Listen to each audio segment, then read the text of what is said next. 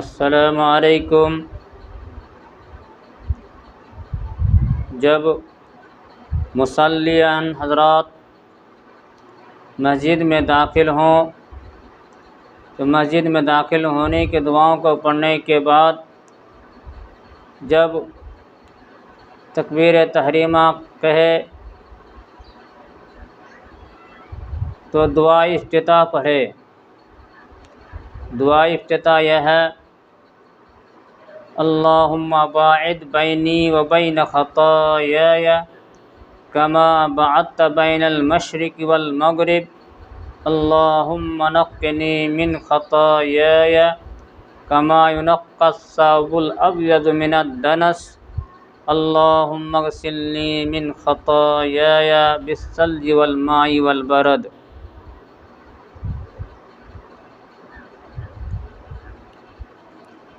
صحیح البخاری کتاب الاذان باب ما یقول بعد التکبیر، حدیث نمبر 744۔ وصحیح مسلم کتاب المساجد باب ما یقول بین تکبیرۃ الاحرام والقراءۃ، حدیث نمبر 598۔